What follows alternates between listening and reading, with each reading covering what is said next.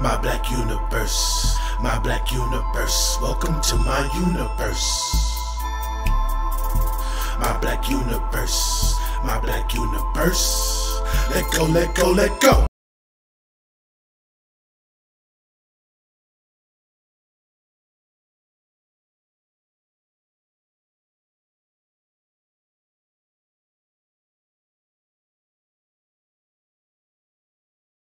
Let's take a moment to take you back when I was in school and it wasn't cool to buy anything from black people. Like we always wrong, black folks just can't get along. I heard until I was grown, sick and tired of that song. Then I came up with the plan, everybody would just laugh like, have you gone mad? Black businesses equal trash. Can't believe that had me pissed and frustrated. I couldn't leave it alone, I had to make it known that I wanna see us win, damn. I'm a ride, yes, I'm a ride. I'm a ride for my people. My people. How can I make this cool? At first, I did not have a clue, but I had to make a move. Let me take this to you too.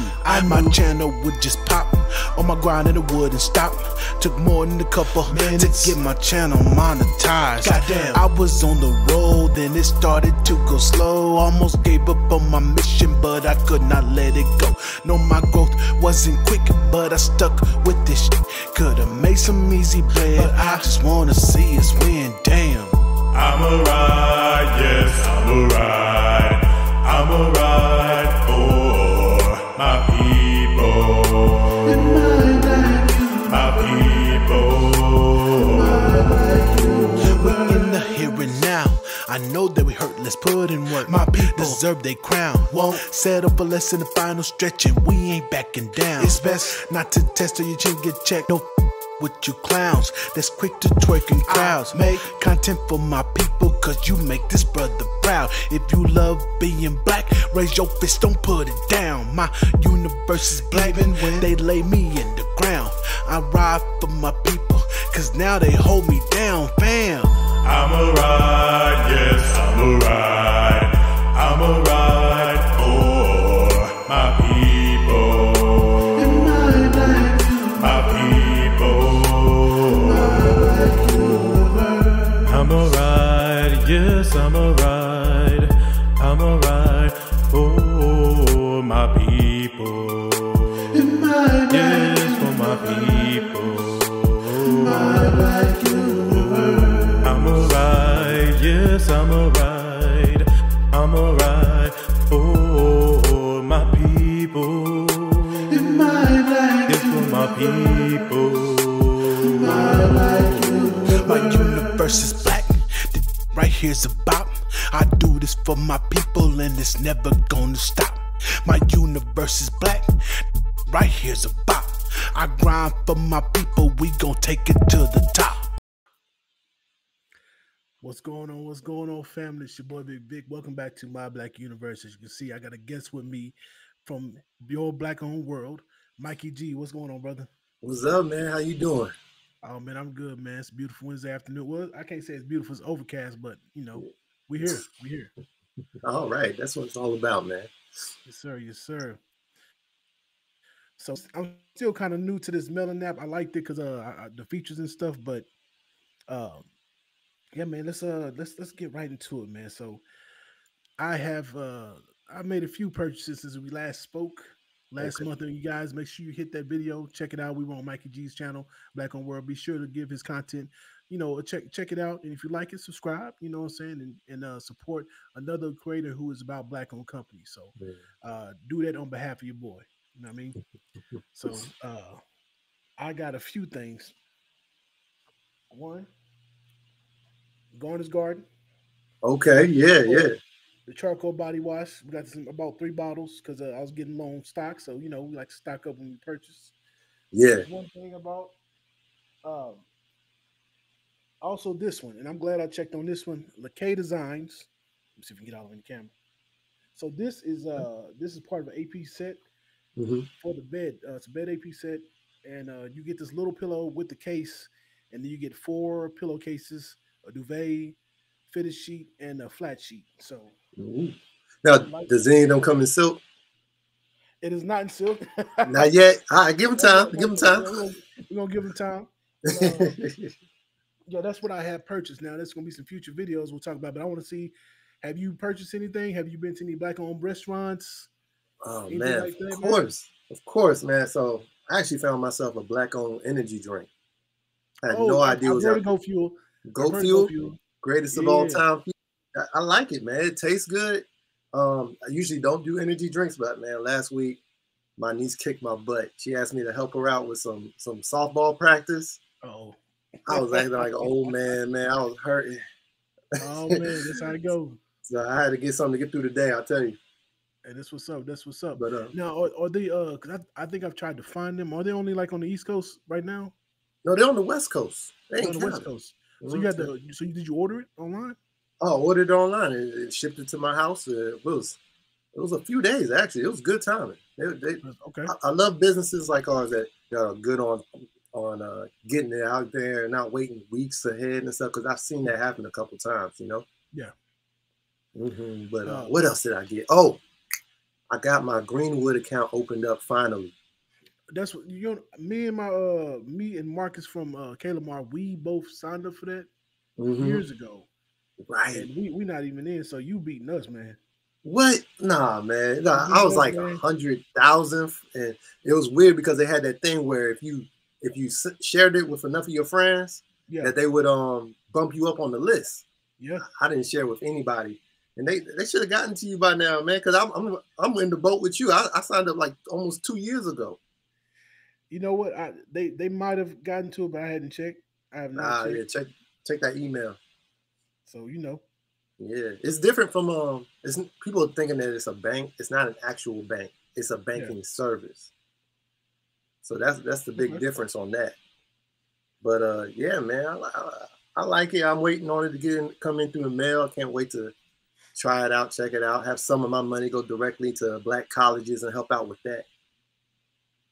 Okay, that's what's up. That's what's up, man. So that's well, I have an account with One United.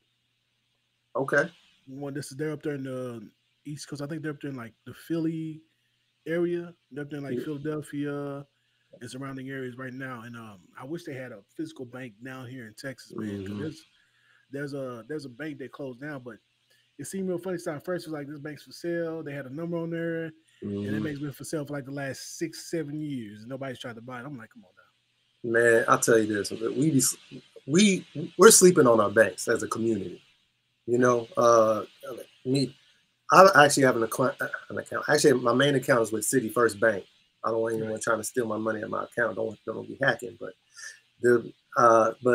so I signed up with them. Turns out that they actually merged with Broadway over in California, Broadway Financials, and that was already a black-owned bank as well. So 2 black-owned banks joined to become one. But other than One United and City First, I don't hear about too many other black-owned banks out here. It's hard for them to stay afloat, man. It's hard to get real estate. I think that's the biggest thing.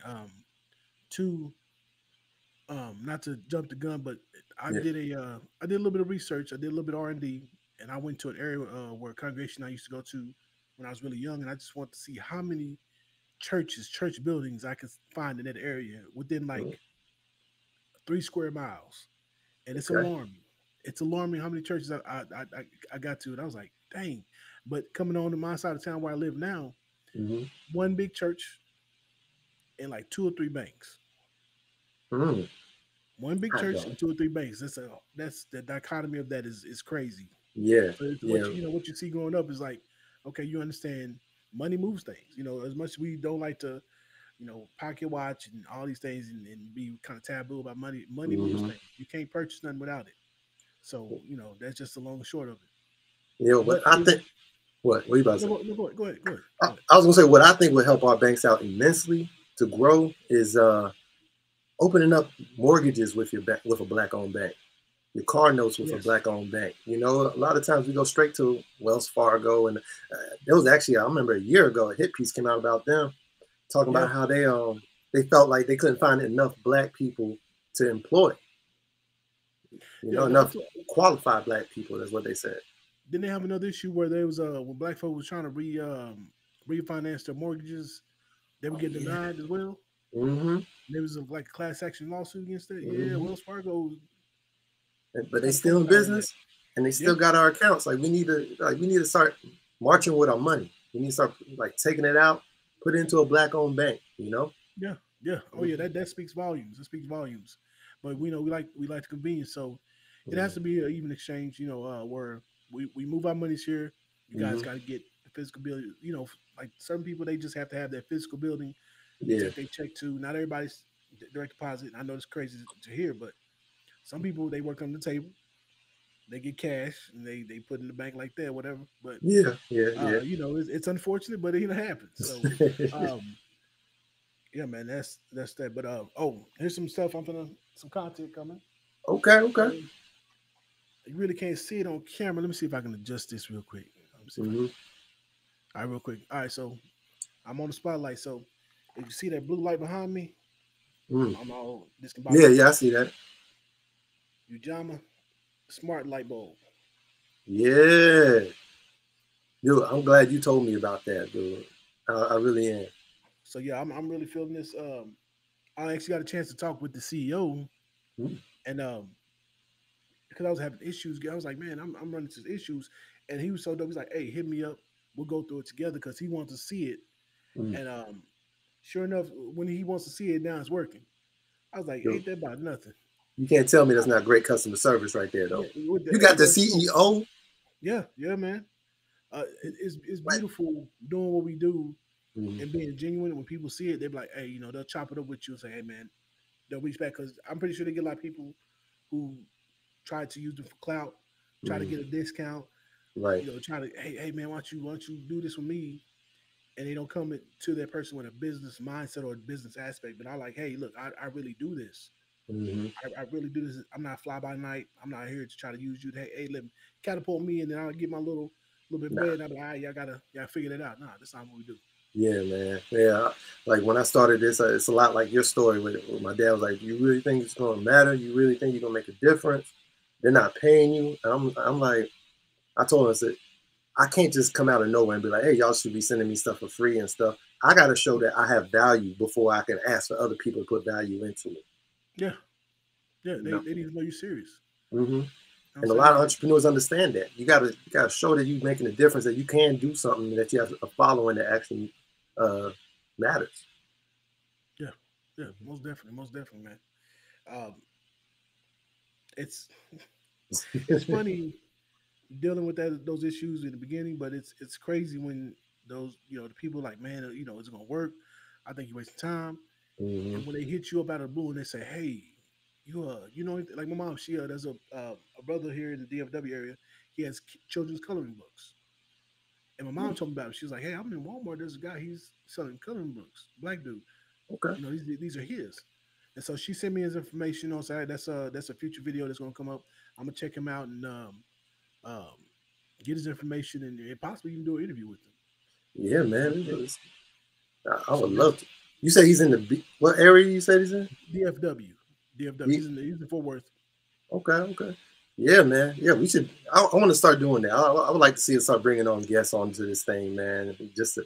So because I feel like you and I are kind of like the bridge between customer and business owners. Yeah.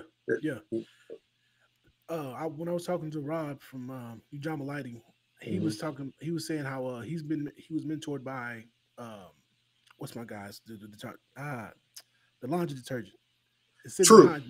True. He said that there's he you know, his mentors. Yeah. So we got True. So they mentored him. They were telling him, hey, look, you got to get out in front of the people. You got to get out. You got to interview. You got to talk to the people. And he was telling me, you know, a little bit about himself. And I'm not going to reveal too much because, you know, he's a grown man. You know, reveal that about himself. But it's just true. Because there's so many fly-by-night businesses and so many individuals who amplify the bad experiences. You can have a million great experiences with Black-owned companies. You get that one bad experience, and you want to tweet and text and IG everybody how you can't stand Black-owned company. You can't do that. Don't do that. It's like, bro, you had a million great experiences, though. Hold on, I got to fix something with my camera. I just noticed something.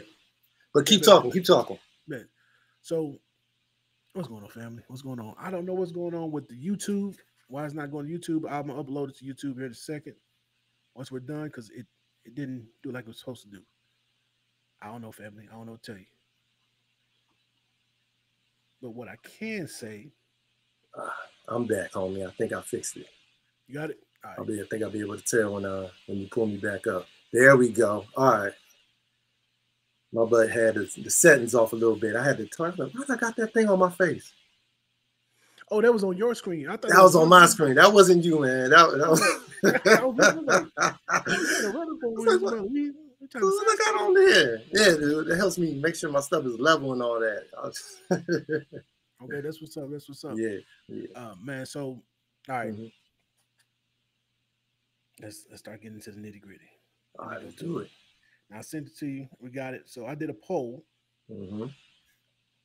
It was about 2 weeks ago, a little over 2 weeks ago, and it asked 5 different things. I asked, "What do you want to talk about with me and Black on World?" First thing was Black people in politics, which is a very touchy subject with Black folk. Yeah. The function of the church, which is another touchy subject. Economics. I should have put group economics. Stocks, crypto, blackface in high place, which is technically politics, but just from a different perspective, so to speak. And the function of the church won out. 44% of the votes. Then it was blackface in high place. Then everything else was even. And so I want to work our way up to the church, and we'll discuss what I was saying about all those churches I found. Yeah. I'm not gonna lie. I voted for the church one. You voted for the church? A lot of people voted for the church. So stocks and crypto. One thing that's interesting is one thing I did is I was before this whole Ukraine thing took off. I saw an article that just kind of passed, in glancing. It said Finland bought, I want to say like 30 or 60 million in fighter jets from Lockheed Martin. Mm-hmm. And so my intent is when I was like, Finland. And I'm thinking, Finland, why would Finland need fighter jets? What's going on where they feel like they would need fighter jets? Because Finland, my association of Finland is they drink coffee. They love their coffee. And they have some of the best drivers, rally drivers, race car drivers in the world. Like, from my understanding, I used to be a big fan of Top Gear, right? I know it's not Black owned, but Finland, it takes you at least 2 years for you to get your driver's license. That's how good 2 years to get the driver's license? Yes, you have to know how to initiate a skid. Like, you got to initiate being able to get the car out of control, bring it back in control. You have to do a lot more than they do here in the States. So, because I'm a big fan of, race cars and stuff like that. So, when like my association with Finland is like coffee, incredible driving. Why they need fighter jets? So, I bought stock in Lockheed Martin. And I know some people are like, oh my gosh, man, you're profiting out for war, potential war. Everybody else do it. It seems like when it comes to us, we have this moral, which we've always had, but this moral compass that just keeps us from getting ahead or even trying to get a foot up. Right. Like I'm not the one engaged in war. I'm not trying to make these people engage in war, but this is business. And I think we have a hard time disassociating business with I want to say with morality, because I'm not stepping on anybody to get this money. I'm taking my hard-earned money and I'm investing as much as I can, and they pay back dividends. Yeah, it's one of the stocks that pay dividends back to their stockholders. So I'm like, I was talking to somebody about a phone. Like I replaced my phone, but I bought a used one, and I was like, I'm not going to spend $1,500. If I'm going to spend $1,500, I'm going to buy 3 shares of stock in Lockheed Martin as opposed to $1,500 on the iPhone or Samsung Galaxy. I'm gonna be wanting to replace in the next 2 to 3 years. It's gonna lose me money. I think if we look at it from that standpoint, like, hey, I'm investing in the future because this is not quick money. Stocks and crypto is not quick money. This is long game money. This is thinking 20, 30 years down the road for your children's children type of money. I think if we move like that, man, I think that would help the future benefit greatly. Like you got some money growing over here that you ain't got to worry about. While I'm actively getting that's that passive income while I'm actually getting that the day-to-day income. So I think we need to start looking at that and honestly start taking it seriously. Like, let me just invest a little bit here and every year invest more and more and more. So by the time my kids get grown, there's a nice little nest egg. And by the time our grandkids get grown, there's some money to be really used. Oh yeah, I agree with you 100%. I mean, you got to think about it like this, especially when it comes to things like war. If we didn't invest into whatever company, if you didn't invest into Lockheed, you think that'll stop the war? No, it's not. It's going to happen either way. It is going to happen. There's nothing that you can do about it. You might as well make a couple of dollars. And if it bothers you that much morally, go ahead and take the extra money you made and do something good with it. Yeah. You know? Yeah.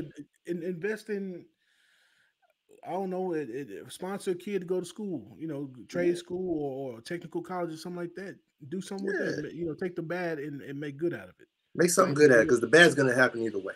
That's all it is to it. You can't stop it. Nobody was thinking that this Ukraine thing was going to happen. Then when it just took off, it's like, oh, well. What was happening? It got real. It got real quick. So sad. For everyone. So, yeah, that's my thoughts on that. You have anything else to add? Oh, man. So, yeah, I agree with you 100%. Our community needs to be more involved into stocks, into even crypto a little bit. If you're not, throw a little bit in it just to see what happens. A lot of times, I'm not saying put all your savings in it. No. Put in a little bit at a time. Yeah, we're not financial advisors by no means, but no financial advisor will tell you take all your savings and assets and dump it into any one vehicle. No, they will not tell you that. No, if they do, run. I'll tell you what, I'm hurting because I'm kind of mad. I kind of wish something told me, go ahead, hop on that Twitter train with Elon Musk buying that. That is crazy, man. When I saw that, I was like, so I don't follow Elon Musk on Twitter or anything else. So having a heads up or even an inkling that he might be looking at doing that didn't cross my mind. I didn't see the articles, nothing like Elon considering buying Twitter. Like last year, maybe I would have said, let me just put a few dollars over here, just see what happens. But like you said, you never know what happens. You wake up, Elon Musk owns Twitter. It's like, oh, he owns it. Dude, they've been going back and forth about that because Twitter it's a lot of power in that. There's a lot of power in it. It really helped to control the information, the spreading information up for politics, and that's why they're butting heads about it. The Democrat side has been holding on to it pretty much to help bash the Republican side, but they really understand how to get into the population, the society's mind, and control the narrative. Right. So that's a tool. That's a powerful tool. Now, Twitter's lost money over time. Yeah. They spend more money than they actually earn through Twitter, but just having that tool there, they're not cutting that loose. Yeah. And Twitter, man, I see a lot of people. What I know is people who use Twitter really don't use IG and vice versa. Like they really don't jump across platforms. Like they're on Twitter heavy, you will hardly see them on IG. If they're on IG heavy, you hardly see them on Twitter. So it's kind of like that great divide. Like, hey, I'm a Twitter person.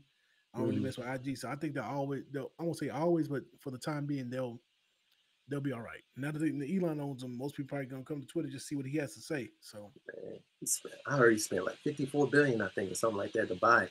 But it made me think though, like, dang, why aren't we need to really start focusing on our own Black-owned websites, our own social medias, and get them up so that they can start earning that kind of dough. Yeah. Well, speaking of real quick. So let me show this. You saw this on my community tab. I'm not gonna say too much because I haven't set it up. Oh, well. But we have this right here in the corner. This is from Fewer Cards. Shout out to William. So I'm not gonna show the back yet because I hadn't set up. I want nobody, like you said, to steal the information off of it. But I think this is gonna be a dope way to network. You know what I'm saying? Be out and about, something flashy, something custom, to really show off. And I was excited to see it. And I learned about this through Fanbase, which is a Black-owned app. It's kind of like Twitter and IG combined. It was founded by Isaac Hayes III. And it's super dope. It's growing. And what I'm planning to do is do an interview with the CEO of Fewer Cards, but also promote Fanbase and really try to generate some interest in Fanbase and get some people to come over, bring over their content. Because what's great is they hold like town halls, so to speak. I got a chance to chop it up with Isaac Hayes and his team and let them know, hey, I'm trying to upload my YouTube videos up here. That's, hey, we want to work with you give us, hit us up. We can help you out because I'm having some videos they upload fine, some of them don't. They were like, hey, they'd be great for us to see what's going on, and that's the beautiful thing. They're actually like, hey, what you have an issue? Bet this is what we can do about it, and they'll try to fix it. So That's what's I like up. that. I know something similar to that. This is like the black on YouTube. It's called the Black Tube. I don't know if you heard of that. I have not. I've heard So, BlackJunction.tv. oh, well, yeah. What's it called again? Black Junction TV. So BlackJunction.tv is the one I've heard of, but Black Tube I have not. I'm gonna check that out. Yeah, type in theblacktube.com. And it was created by a YouTuber that he's got like millions of views and all that stuff. And he started his own YouTube called The Black Tube. I already posted a couple of videos on there. And, just getting started because I was excited to see that. Yeah. Yeah. So I'm glad you said something. I will most definitely check them out and start moving some content that way. And it's you would think certain things like that we can get at least a critical mass of us on board. We don't need everybody, right? Because not everybody's gonna come. Some of us we're stuck in that high school mentality where it's about popularity. Like if not everybody's going here, I'm not gonna go. If you just had a critical mass that can move the machine, that creates the core of the nucleus. Man, there's not much we couldn't do. There's not much we couldn't do. Just a critical mass. So, I will most definitely do my best to help promote that and move it forward. So I'm glad you said something about that. Yeah, man. Yeah. Another one to check out is Our Black Truth. Our Black Truth. Our Black Truth. You can go to .com, but you won't be able to get on it on the computer. You have to download the app in order to. Okay. So they're not. I don't think it's up and running on desktop yet, but you can download the app.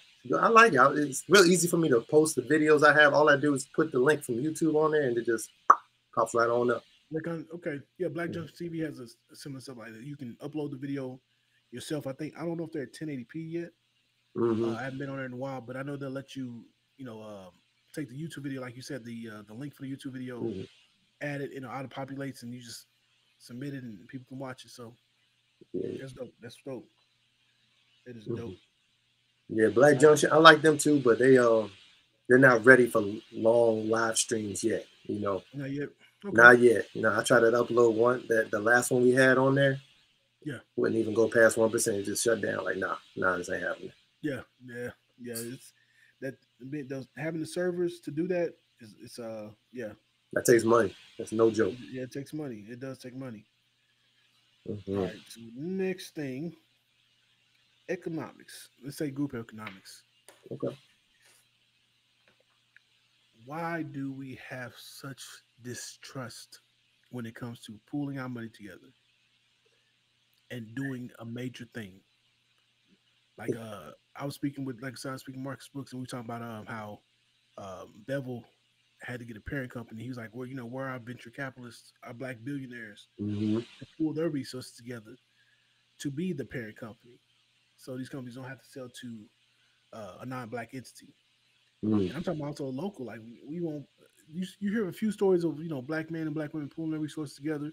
They'll buy the local grocery store, and then turn into something dope. The local salon and turn to something dope. But it's a lot of us that like, man, I want to get this, but we don't want to ask the next person for help. It's like, man, you better off trying to pool your resources than go to the bank. You see what Wells Fargo did? Yeah, man. I think to answer your question, I think the problem is that I think the problem is that those terrible stories about how someone took the money and ran with it pretty much. People remember that so much easier than those stories that you brought up where a group of people came together, put their money together, did exactly what they said they were going to do, and actually made a difference. I mean, think about it today. Like right now, BLM is going through it, man. Like they took a lot of. I hear that they're already putting charges on them. I mean, because they bought the $6 million house or something like that. Yeah, it looks real weird. I know there's a lot of people that came for him saying, "No, this is legit." These are articles saying contrary to what's been stated. But when you have the IRS and the feds on your behind, looking into your finances, on the outside looking in, it's like, ooh, Nah. Yo. and it does, you know, you get that feeling like you said, like, see, man, I want to do something with somebody, man. I don't want to go through that. But I Yeah. think there's ways to combat that. I think there's ways to set it up. Like when we used to go to, when I was a kid, used to go to church. With my dad, Mm. they had the bank account set up to where it took at least 2 signatures to write a check. Okay. You couldn't just write checks out willy nilly for the Mm-hmm. church money in the account. And if you need to take money out the account, you need at least two out of the three trustees on the account That's what I'm to get talking about. money out. Mm-hmm. So I feel like there's, you know, on one hand, yeah, it's unnerving because you want to get got, but there are mediums to check that. Like, hey, look, we want to do this, we want to do that. How do we set it to where no one person can go into the account and take all the money out? Right. Like you Right. physically, like you couldn't just sign a check. No, you both had to be there, sign in front of the banker, Mm-hmm. and then you can move forward. Man, yeah, that's what it needs to be like. But it does bother me that stuff like that happens. And yeah, that doesn't. Who would think that BLM would be stealing, like taking money and running off with it, right? Yeah, Doing their own thing. And it was a long time. Families that were actually affected, the families of the people the families that actually lost someone, didn't get to see the money. They were going out to the newspapers telling them, yo, BLM came out, but they did not actually give us any money. yeah, yeah. So It's like I said, it looks real funny, it real looks funny funny. style, It looks funny. and it's gonna be interesting to see how this all plays out. Yeah. Like I said, You, and that's going. It's putting first off, you're putting a bad taste in the community's mouth, yeah. and it's going to make it harder for other groups to move, which I don't oppose.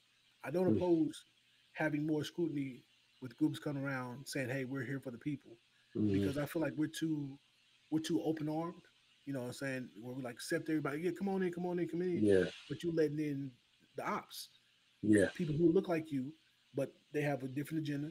They have an ulterior motive, and then they get some of the money, and you trust them, and then when they go off, it's like, I can't believe this, and another. No, you need to be more scrutinizing. There needs Yeah. to be a lengthy process to put people through their paces and say, hey, Mm-hmm. yeah, we you know we're gonna work with you, but we got our eye on you. Yeah. We are the most inclusive community. Too inclusive. We are too We inclusive. There is a we such can thing. we can't not go to these other communities when they having personal meetings and personal things that's going to benefit their group.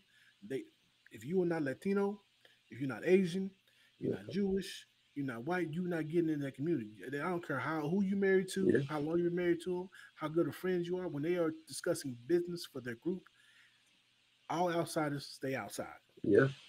They're We don't friendly. take we It don't. we It don't doesn't mean they're rude or they're upset with you or nothing. Because they'll tell you right at the door, like, you think y'all tight as buddies, but you get to the door and they'll be like, "Nah, you gotta wait outside, man. I'm sorry. yeah I'll call yeah you it's later." not this is just for us, Yeah. man.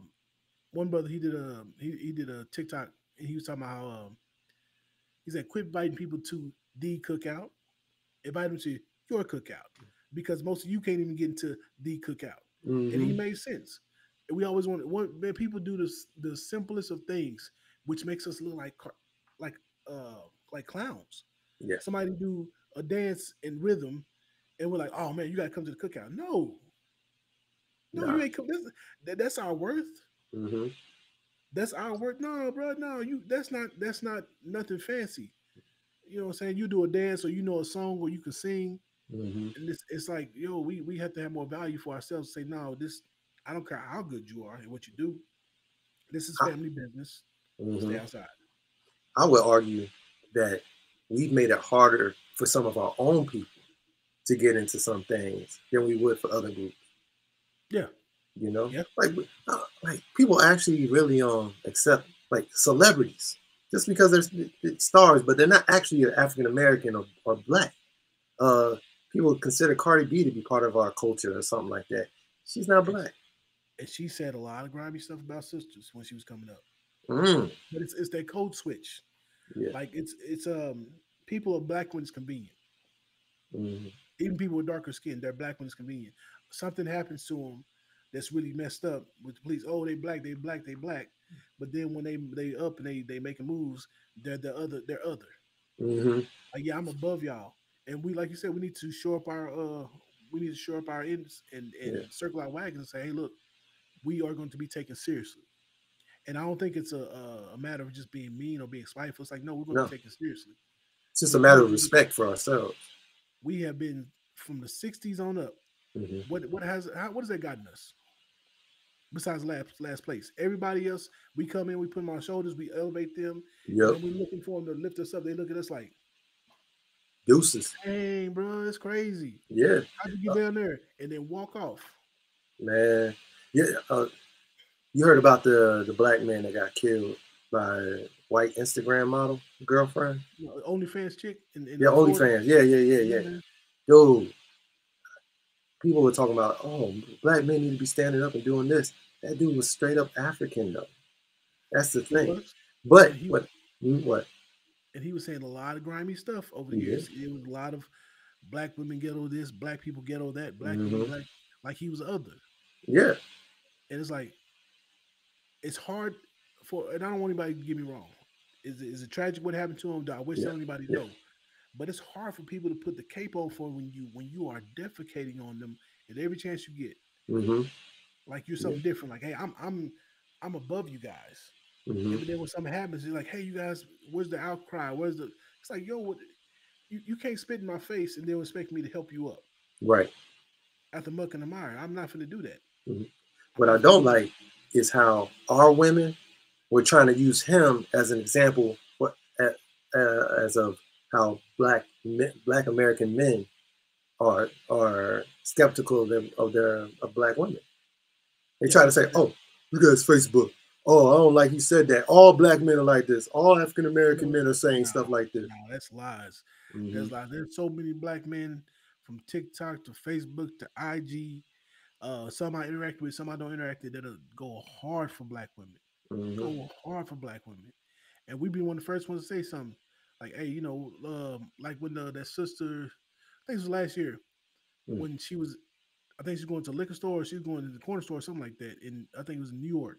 And the dude was trying to holler at her, and she was like, no, I'm good. You know, I'm not chilling. And he bit her face. Like, there was that craziness. Yeah. You know how many black men, they couldn't find him. I don't know if they found him since then, but they found his homie. All you see is footage of like 15 dudes beating the brakes off his homeboy that was with him. Hey. We don't play that. We don't play that, black women. No. You can run and hide. The only way you're going to get away from this beat down is if you leave the country. Because when we find you, we're going to put hands and feet on you. We are for our black women. We love, I tried to date a other in high school for 2 days. For 2 days, I attempted to try to date this, but then we had nothing in common. It just never vibed. So I stick with what I know. Yeah. I've always been with the black woman, and I will always be with the black woman. And I'm damn proud of it. Hey, no wrong with that at all, man. I got almost the same track record. I've only dated outside the race one time. Latina? Latina. Yeah. Was she Afro Latina though? No Afro. Not at all. But some of the people that I knew I was dating someone who's Latina, they assumed that because her and I got engaged, that all my life I had dated outside my race. Like, no, before her and after her, there's been number of black women. That was just a matter of, love is love. But yeah, man, it blows my mind how quick we are to, like, that separation between, and there's nothing wrong with it. I'm not saying that, treat them any differently or anything, but there is a separation between our cultures as African American and African, or even the islands, the Caribbeans, Yeah, it's different cultures, and it's cool. And it's cool as long as there's mutual respect, man. I respect the Yardis. Oh yeah. Jamaica, shout out to my Jamaican brothers and sisters. I respect the Haitian Zoes. Sac Passe. Much respect. But as long as it's mutual, you know what I'm saying? Don't I respect your culture, your heritage, your lineage. And then you turn around, and you try to thumb your nose at me. It's like, nah, that's not what we're doing, bro. That's not what we're doing, because like oh boy down there in Miami, because something happened. And it's like, we all black. Let's band together. Wait a minute. Since when? Like, it's like yeah, I mean, you think about it. I dated a woman that was from Cameroon. All right. Okay. Yeah, I was in college. Her and I were dating. We went, like, only time I went to an African party was when I was with her. That was it. Before and after we broke up, never went to a party, hang out with the Cameroonians, Ghanaian, Nigerians, and it was fun. I had a great time. But even they see a difference. They see a difference between the two. They make a distinction. Yeah, we've been separated for over 500 years. Yeah. And unfortunately for us, everything we had that was cultural to Africa was stripped from us intentionally. Mm-hmm. Our language, our traditions, it was stripped from us. We broke it, and we had to adapt and evolve to become something different. Mm-hmm. It is what it is. Like those who are in Jamaica. Yes, if you do was it 23andMe and all that stuff, Yeah. we all our DNA comes from Africa. Everybody, including white folk and all that. Mm-hmm. But your culture is different. You know what I'm saying? It's different. It is what it is, man. And I like I said, I got love for the diaspora. I got love for the islands. You know what I'm saying? Mutual respect. There's a lot of people that are cool from the islands. I have much love for. Oh yeah. And, that's just the way it is, man. Yeah, man. I mean, to those out there that are all upset, oh, we're all the same, we're all black. Name me one African god. Like, you don't know their culture. Some of the countries in Africa don't know their own culture because they lost it when they got colonized. All right, it's bad. Well, I know a couple. I know Shango. Oh, okay. I know Oshun. Anansi is actually an African god. That's the only one I know. I read the book when I was a kid. So that's three of them. That's three of them I know. But I try to be cultured. Mm-hmm. I try to be cultured. I like to see other people's culture and kind of glean from it. And I like to see, especially the similarities in cultures. Mm-hmm. It shows that you can tell the people they migrated from Africa, or unfortunately, unless you were slaves and you were kidnapped. But the similarities, I like seeing that and making that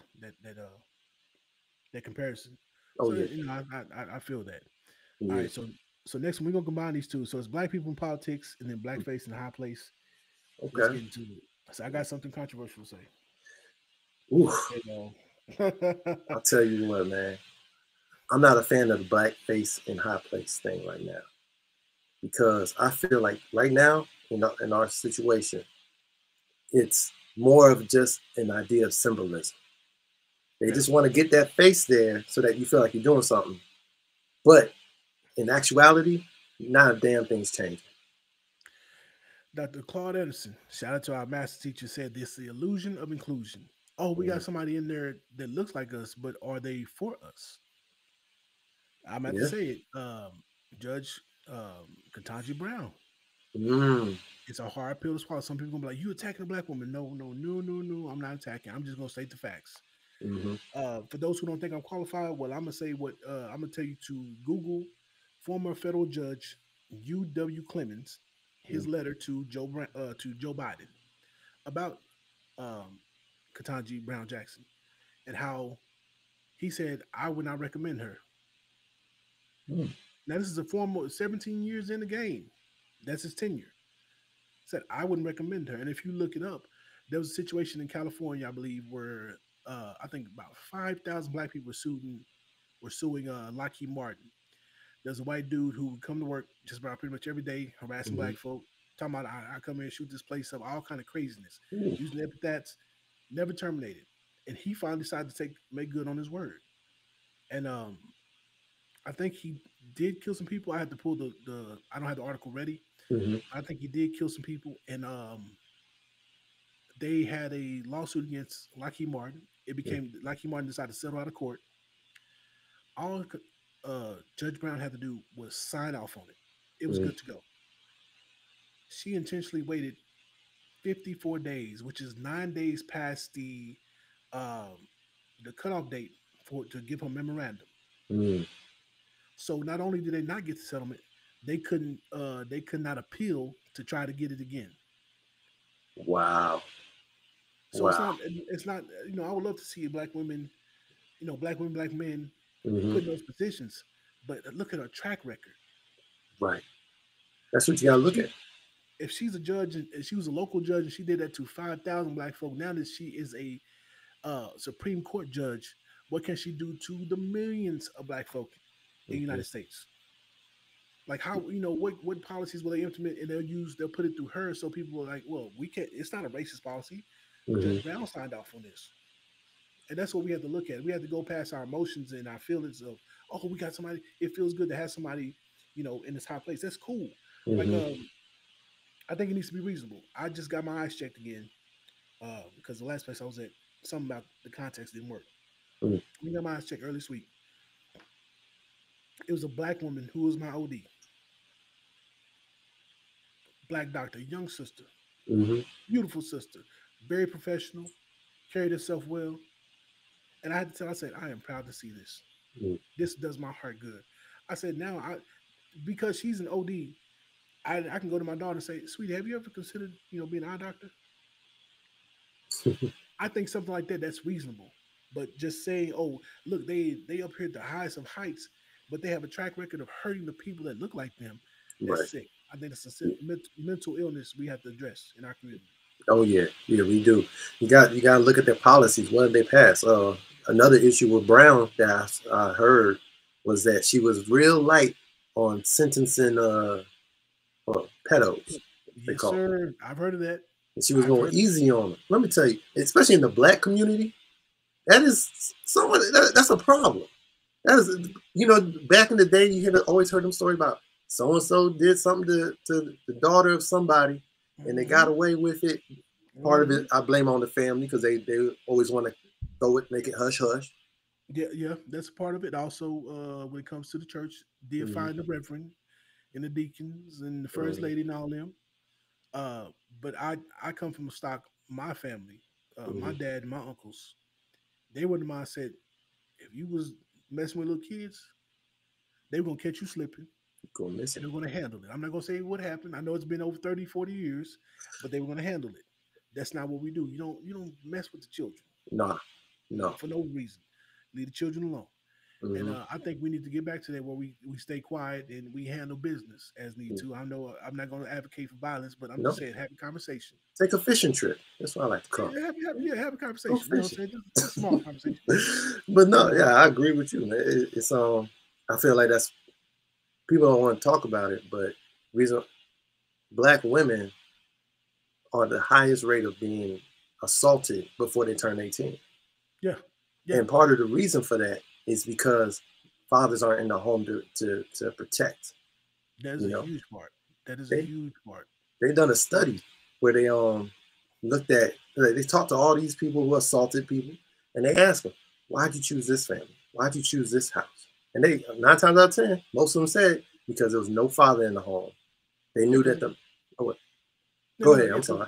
I'm a father. I have a little girl. If I see you around my little girl and you just a little too friendly as an adult, or even an older child, because older kids can be perverts as well. You just a little too friendly, I'm gonna step in. I have no filter when it comes to my children. I have no couth when it comes to my children. I have really little reasoning when it comes to my children. All right, you can talk crazy to me. You can threaten me all day. You know what I'm saying? Because I can handle myself. But when it comes to my babies, you probably finna meet somebody on the other side. I agree. I don't have kids yet, but better believe when I do, I already got the guns ready. I'm just gonna shine them. That's all I do is just shine. That's all I do. They're like, you live in the middle of the city. Why are you shining your gun? Shut up. Let me do my thing. Hey, we got to protect our babies. That's the future. If you're not willing to protect the future, you don't deserve to have one. Yes, 100%. You deserve to have one. I heard a brother say that if you're not willing to die for your children, then what are you as a man? What are you? That's true. And I think that's just a mentality because I don't want to die. I don't want to go to prison. No, I don't want to go to prison. But all that goes out. What I want goes out the window for them. Yeah. Another thing, think about as far as protection and protecting our family and children. A lot of people want protection to be just you go do something after the fact, after something happens. No, your job as a protector is to keep stuff from happening as well. Prevention. That's the best way to handle any kind of crime or situation. That's why I sit there and I look at my kids' friends now. Me and their mom were separated. I look at when I'm sitting around friends, I ask, I say, who's that? I'm quick to ask, whose child is that? Yeah, as you should. What's going on with them? Like, I want to meet their parents. Where they live. Yeah, like where's the mama at? Where's daddy at? But something not right. Something not clicking. Now you tell me. Have you ever done your job as a protector, as a father, and they try to tell you, oh, you just doing too much. Oh, you controlling. I've heard that. I've seen that. I've seen that with other black men, and I've learned that you have to ignore that because what happens is it's a catch-22. You don't do anything, you're a coward. You do something, you're doing too much. So the role of being a man, you just have. It's. I was talking to a young lady a few years back. I said, when it comes to being a man, you have to make the hard decisions. The hard decisions are often not popular and not well received. Yeah. But if you don't do it, you still get the same criticisms. You supposed to be a man. Why you didn't do nothing? Why you sitting on the side? So if as a man, if you're looking for the accolades and a pat on the back, you might as well hang it up. Yeah. You're hardly going to get that. You, as a man, you just might as well go ahead and grit your teeth, bear it, and get it done. But you get the satisfaction knowing I did not let anybody harm this person or harm that person. Or I remember there was a situation where a young, I'm not going to say the name just in case they see this video, but they wanted to go help a person. They told me had an issue with narcotics. They admitted to him, hey, I have an issue with narcotics. They wanted to go over their house at night, late at night, in the middle of the night, for whatever reason. And I was like, isn't this the person you said has an issue with narcotics? Yeah. Are you finna go over there at what time? 8, 9 o'clock at night? Sit your behind there. That's what I'm talking about. You finna get snatched up and we'll never see you again. like when you what are you thinking? You gotta be that person. Like you didn't put 2 and 2 together. This time of night, you go over there, we never hear from you again. We go looking for you and we find you, sex trafficked off or gone and organs, gone and all that stuff. Sit down. And yes, you're gonna get grumbled at and all that stuff, but then they, sometimes they'll come back like, you're right. I wasn't thinking. And we got 8 more minutes. Let's jump into it. All right. What we got? Function of the church. Get to church. So let me go and break it down for you. So I got pictures. I was over there. I was saying for work where I was at. I was between Rosedale and the other cross street it's Rosedale and I can't think of the other cross street, but I was within the 3 miles. For those who know, I was on the south side over by the library, and I counted 1, 2, 3, 4, 5, 6. 2 of them being right across the street from each other. Okay. 7, 8, 9, 10, 11, 12. 12 church buildings in a 3 to 5 block radius. 3 to 5 square mile radius. In our neighborhood. This is South Side. It's hood over there. I used to go to church over there. For reference, we want to know your New York and Lutheran Church of Christ. That's why I used to go to church at. There are 12 congregations, literally not even 10 minutes from each other in our neighborhoods. And the neighborhood looks just as bad, if not worse than it did when I was a kid over 30 years ago. I'm about to be 38 this year. So when I was at the congregation between the years, let's say 5 and 10 or 5 and 12. So about 30 years, it looks the same. But you have all these congregations, which are supposed to be these centers or the hubs for getting close to God, are there. And I think the problem is we put so much focus on the spiritual that we forget the physical. Like you have to, if you agree with religion and be in the church and study Bible, the Bible says you have to live a life according to Christ to be in heaven, right? Right. Operative word, live. I think we put so much focus on the heaven part, we forget you got to live. So people need to keep them from selling drugs or selling their body or stealing and killing or whatever they got to do. They need skills and education, financial literacy, especially. I think if we I keep seeing it push. If we focus as much on financial literacy as we did on getting to heaven, the black community would be so much better off. But I would like to add to that because we spoke on the last live. Trades. You need to be able to build a civilization. The people who built those buildings, they had a trade. They were carpenters, electricians, plumbers. You need that. So hold on a second. I'm gonna let you chime in. I'm gonna put you forward. All right. No, I agree with you 100%. You know, you say you call it spiritualism. They do focus on that, but to me, it's also, like I said earlier, the symbology of it. That's the problem. Is that they focus so much on that you're not really working toward a certain outcome. A lot of people feel like there's people out there that always feel like, oh, um, just pray about it. You gotta make it happen. Like, no. I feel like if I was God, I'm like, you still gotta do some work. All right. I'm not just gonna give you what you want when you want. Even in the Bible says what faith without works is dead. But people like to glaze over that part. Like, I'm just Mm-hmm. gonna pray about it and let God handle put in his hands. What are you doing? You've been sitting here for the last 3-4 years talking about what you've been praying to God about. You haven't moved not one iota from that seat. Nope. You got to put out one application. You Mm-hmm. you can Google. You know when the newest J's is coming out. Mm-hmm. You Oh got yeah. you Google. You know when the newest J's is coming out. They know the Book of So Jordan. the book of Jordan. Don't say that he must around and create his own Bible. It'd be a limited edition. People will go around and pay $1,000 for it. Oh yeah. I believe it. You keep the newest iPhone. Mm-hmm. You keep jewelry on your neck, but you have no wealth. Right. You keep talking about this in my block. You don't own that house. You rent that house from a dude who lives in a nice uh 2,000, 2,500 square foot home 15 miles on the other side of town Mm-hmm. with a gated community where his kids, where he got a private golf course and his kids they can go play and live, live the best life. And it's like a mindset change Yeah. has to happen. And I think the biggest thing the church, I think it failed at was when it had the opportunity, or it still, I think it still does, but when it had the opportunity when I was younger, Mm-hmm. when I was a kid, taking me, the youth in the church, the youth outside the church, and making us build things. Mm. Take us on a Saturday morning. We was watching cartoons. The cartoons wasn't doing nothing for us. Nope. It wasn't doing nothing for us. As much as we want to go sit there and let our minds waste away, it was not doing anything for us to help us build strong communities. Take us away from that and make us build.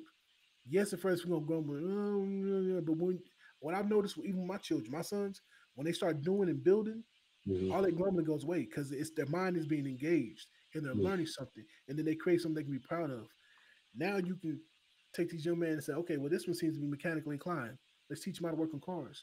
Now, Mm-hmm. when his mom is struggling and she's like, dang, I need to trade this car in, Mom, I can fix it. Boy, you don't Yeah. know nothing about the transmission. It's not even the transmission, Mom, it's this. And he Mm-hmm. fix it. Oh, shoot. Now he's building experience and skills. You got a neighborhood mechanic. Yeah. The little boy, he's good with electrical items, electrical engineer. Okay, we're gonna teach you the safety of it and how to move. Now he's an electrician. Now another one's carpenter. Now you have a group of young men. Not all of them going to stay in trades. Not everybody's going to be the trade, but you have a group of young men where you can have several come out with skilled laborers. Mm-hmm. They can start working as soon as they turn 18. As soon as they graduate high school, they can start working, Yep. making good money. They ain't got to be out on the streets, running the streets, trying Mm-hmm. to move work, trying to rob somebody, or have women out there doing some strange for peace change. It can build up their own communities. Oh I yeah. feel like that's something that the church dropped the ball on. We always had the summer school, which was cool, but to have a summer, a near summer long trade school with the church would have been dope. Oh yeah. They, So they much do better. the they do the where they feed the neighborhood like once twice a year. That's cool, but if you teach these kids how to build stuff, you know what I'm saying? Mm-hmm. Now they can feed themselves and feed their mom. Hey, mom, I made some extra money. The old lady down the street, she needed help with a car. I fixed it. She gave me a couple $100. Here, Yep. mama. Here, daddy. Mm. And now you're cultivating the community. And I That's wonder why. Go ahead. Go ahead. I would say that's what you're talking about. That's very important, especially as a young boy growing up. Stuff like that helps build strong men, Yes. help raise strong men, give them the mindset of creation and being able to fix things. That way, when they're older, they're a grown man. They're not sitting there like, "Oh, I don't know what to do. Yeah. I'll never figure it out." And if we had more fathers and more businesses to hire these kids, give them like not hire them, but you know what I mean, give them an internship or something during the summer, like you Teach said. them skill. The one Yeah. that's like I said, not all of them gonna be good with trades. Not all of them gonna be good with Mm-hmm. their hands. But like, dang, he knows how to network and this and another. Yeah. Let's get him with brother so and so. He's an entrepreneur, Mm-hmm. and now he can see it firsthand and see how to move money and make money work. at a young age, and it becomes not only is it a habit for me, but it's second nature. Now we're not. As an adult, I can admit this. Mm, I've had to fight myself breaking old habits to learn new ones and become who I am today. mm, yeah. I've had to fight that because I grew up a certain way and I got set in my ways, Mm, but I was stagnant. So I had to break that and then move forward. But I'm behind now. That's mm. 10 years, 5 years, 10 years a person to lose. But you teach when they kid, when they grow up, it's second nature. They know how to manage their money. Even if they're not hands on, just having them in that area, kids learn. Just like being that kid that would have to run the broom up and down in the barbershop. Yeah, You remember that guy? yeah, He just be sweeping up all the hair and stuff. He's still yeah. learning. Yeah, You're like, and oh, he's earning money, and hmm he gets to be proud. Like, yo, young older men say, "Good job, young man. You're doing better this than last hmm time." That builds that confidence in himself, build that oh confidence yeah, in him being a man. So later on, like you said, when he's older, he's not aimless. hmm He yeah. You're learns to like move around. one of the barbers to be like, hey, come over here, put down the broom real quick. Come over here. This is how you do a fade right here.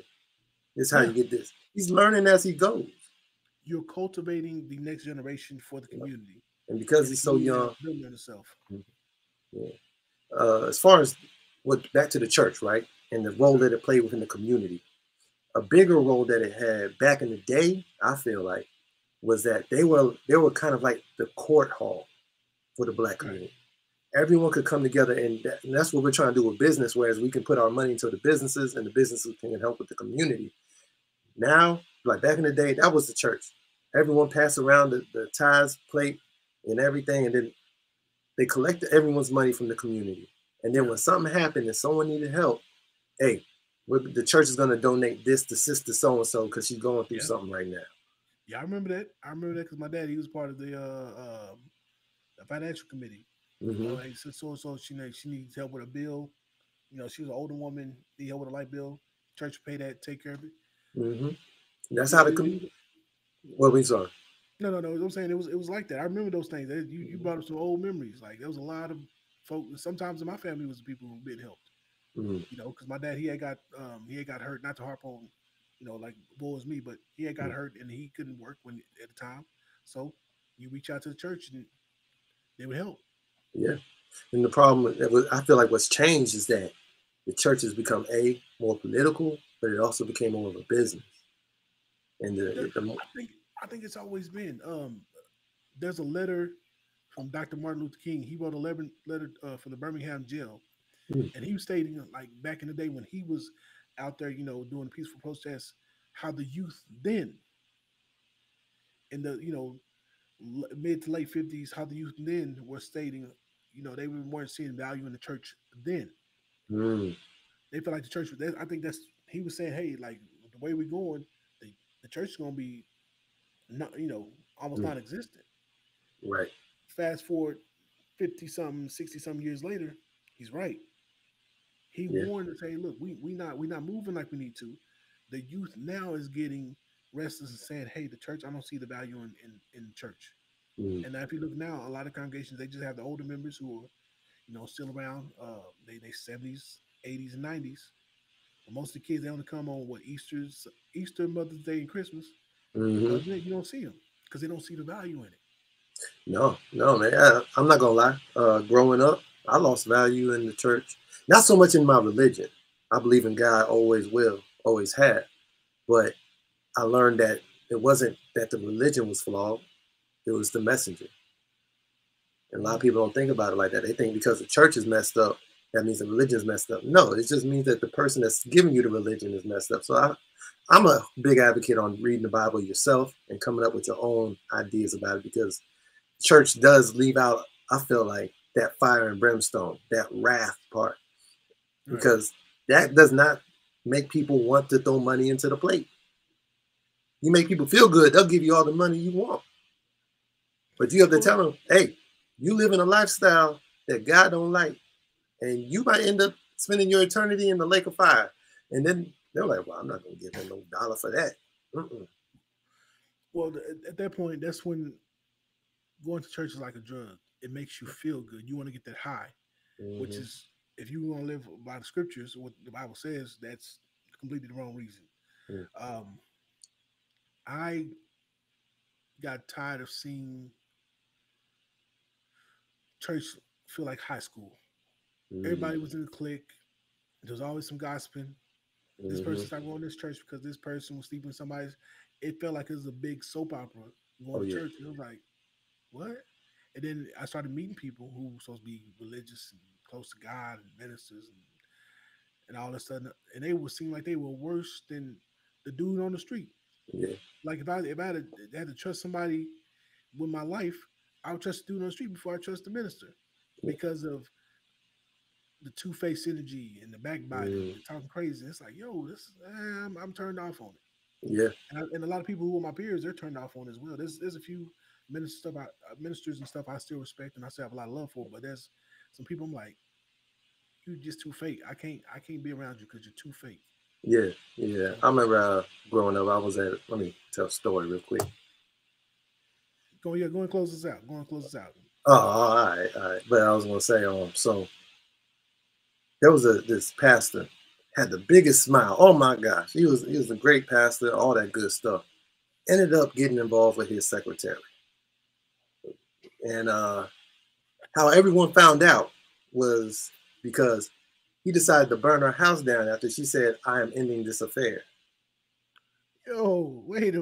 Let me tell you, this is the most balling pastor ever. I mean, he was gangster. I'm sorry. I found out about his past, and it all made sense later on. But he tried to burn down her house, and she had 2 kids with her that lived with her. And he got caught, got locked up. And then 13 years later, I think, 10, 13 years later, I see him at the pulpit. He's up there behind the altar, like preaching, but he doesn't sound anything like he did before. This man, I don't know how you get locked up for 13 years for a crime that you committed, come back to the church and start talking smack to the congregation. Well, it's like, y'all can't judge me.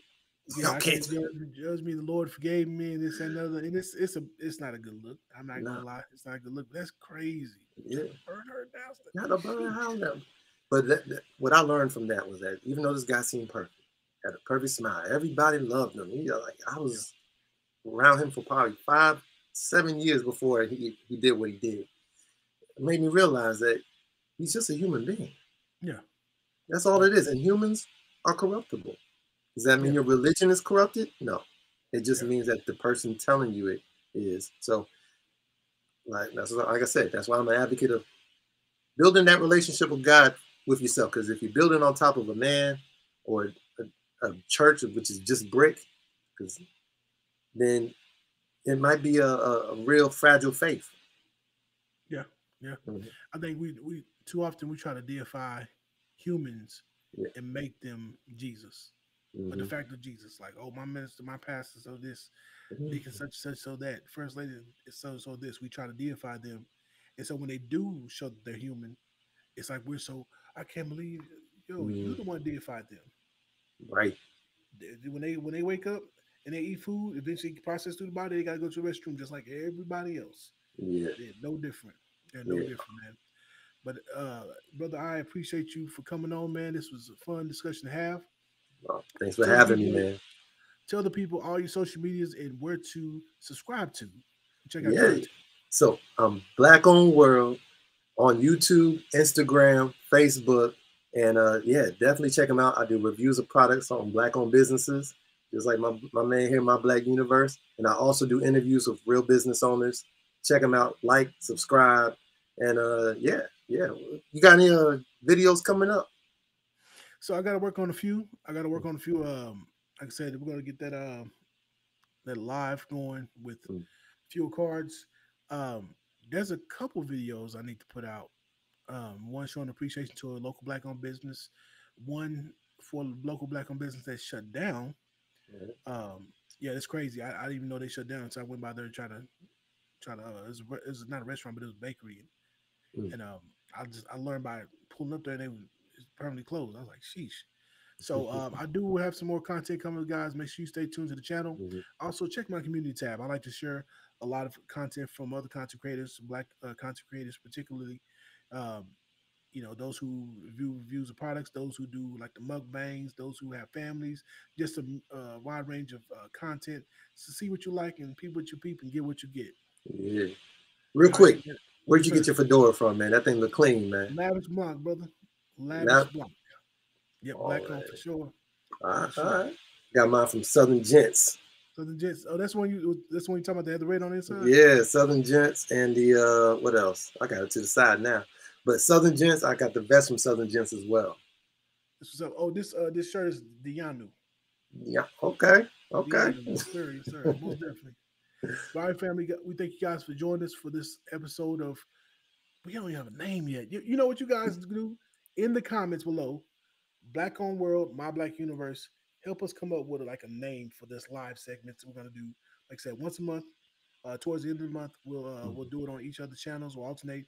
We'll get some interviews in here with other business owners and Black-owned creators, and just really chop it up with the fam and talk about the things you guys want to discuss, and also some of the Black-owned companies you think should be promoted. Until next time, it's peace and Black empowerment.